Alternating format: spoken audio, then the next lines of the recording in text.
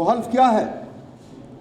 वो हल्फ है कि I will uphold the constitution of Pakistan, I shall preserve, protect and defend the Constitution of Pakistan, and I shall not indulge myself in political activities.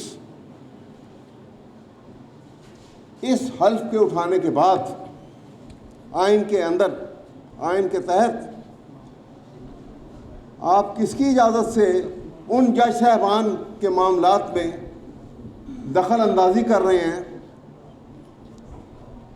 कि जो जब इंसाफ की कुर्सी में बैठता है जज तो कहते हैं कि वो गॉडली ड्यूटी परफॉर्म कर रहा है।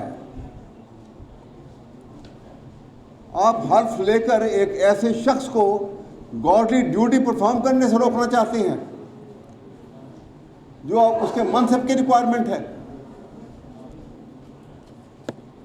तो इस तरह से ये वाक़या इतना घिनौना है। और क्या क्या उनमें लिखा आपने देखा कि उनको प्रेशराइज करने के लिए, जज साहबान को ब्लैकमेल करने के लिए, जिस घर में वो रिहाइश पजीर हैं जज साहबान, उनके बेडरूम में, उनके बाथरूम में, उनके घर के अंदर जगह जगह इन्होंने कैमरे फिट किए हुए हैं और उनकी तस्वीर जो हैं, उनकी वीडियोस जो हैं वहाँ से रिकॉर्ड की जा रही है।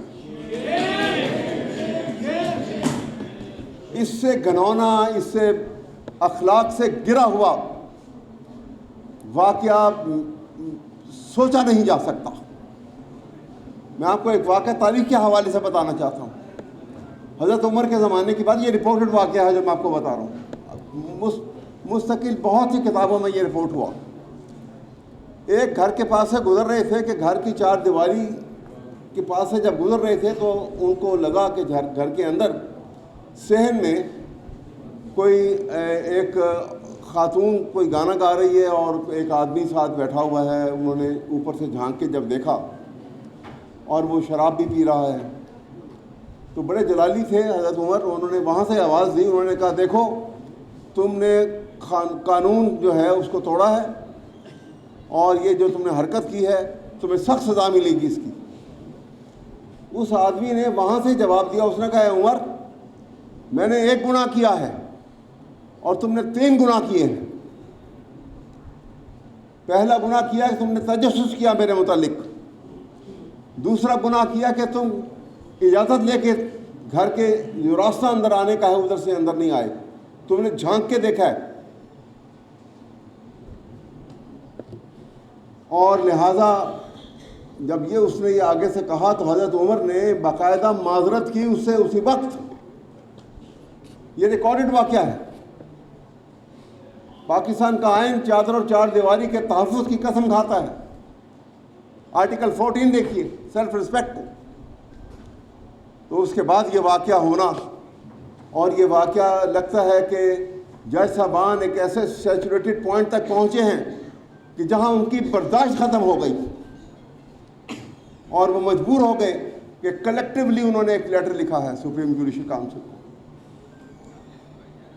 वो इसलिए लिखा कि ये पाकिस्तान की आला अदलिया के सामने ये बात आए और उनको मालूम हो कि पाकिस्तान में क्या हो रहा है। बहुत बर्दाश्त हो चुका। मैं तो बार बार ये बात आगे भी कई दफ़ा कह चुका हूँ कि जिस अंदाज में इन मामलात में एस्टेब्लिशमेंट ने, पाकिस्तान की मिलिट्री एस्टेब्लिशमेंट ने जो इंटरफेरेंस का अंदाज शुरू किया है, इसकी कोई मिसाल पाकिस्तान में नहीं है। और आप सोचिए, मैं इनसे पूछता हूँ, आप किसी से सवाल कीजिए कि इमरान खान का ट्रायल किया जेल में, एक हफ्ते में with in a period of 3 days उनको 3 मुख्तलिफ केसेस के अंदर सजाएं सुनाई गई।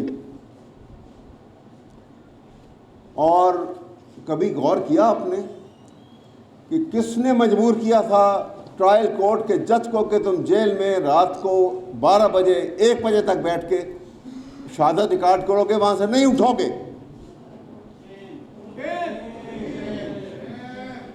क्या चीफ जस्टिस ने कहा आंसर इज नो। क्या जो ज़ाब्ता अखलाक है, जो ड्यूटी रोस्टर है, उसमें लिखा है? उसमें तो मालूम लिखा हुआ है कि इतने बजे अदालत शुरू होगी, इतने टाइम के ऊपर अदालत बर्खास्त हो जाएगी। तो आप किस अंदाज में पाकिस्तान की अदलिया में इंटरफेयर कर रहे हैं? अदलिया में इंटरफेयर का मतलब है कि पाकिस्तान के आइन को आपने उठा के फेंक दिया। बिल्कुल आपने कानून की बालादस्ती के निज़ाम को ताकत की बालादस्ती के निज़ाम से बदल दिया है और डेमोक्रेसी को पामाल कर दिया। अब हालात क्या है पाकिस्तान में? No democracy, no rule of law and no constitution. Naked despotism है जो पाकिस्तान में हुकूमत कर रहा है। आज हम सबको यहां फैसला करके उठना है। खुदा के लिए इस तरह मत सोचिएगा कि तकरीरें की और एक दूसरे की अच्छी तकरीर की हमने तारीफ कर दी, उठ के चले गए। ये रेड लाइन है हमारे लिए। पाकिस्तान के आइन और पाकिस्तान की जुडिशरी, कोई निज़ाम, अब पूरी कायनात का निज़ाम जो है मीज़ान पे खड़ा है, इंसाफ पे खड़ा है। तो एक मुल्क का निज़ाम जो है उसको तबाह करने के लिए एक ही तरीका है कि इंसाफ के निज़ाम को आप ख़त्म कर दें, और ख़त्म कर दिया गया है। कौन चला रहा है इस निज़ाम को और किस अंदाज में चलाया जा रहा है? क्यों कार्रवाई नहीं करेंगे हम? किस बात का खौफ है हमें? क्या ये खौफ खाने से हमारे सांस बढ़ जाएंगे? क्या ये खौफ खाने से हमारी ज़िंदगी बढ़ जाएगी? क्या ये खौफ खाने से हम एक इज्जत की ज़िंदगी गुजार सकेंगे? खुदा के लिए इस खौफ से हम सबको बाहर निकलना होगा। एक बात याद रखिए कि अगर ये निज़ाम अदल को इस तरह से ख़त्म कर दिया गया और जैसे इसके ऊपर एक कारी ज़रब जो है लगाई जा रही है मुस्तकिल, तो याद रखिए कि ये लॉ का प्रोफेशन जो है इसको खैरबाद कह दीजिए। यहां पे आपको सिर्फ टाउट फिरते नजर आएंगे। अगर निज़ाम चलाना है तो फिर खड़े होना पड़ेगा हमें। और आप जानते हैं कि जुडिशरी की तमाम कमजोरियों के बावजूद लीगल फर्टर्निटी ऑफ पाकिस्तान, इसने वो रोल हमेशा प्ले किया है जिसकी तारीख में मिसाल नहीं मिलती।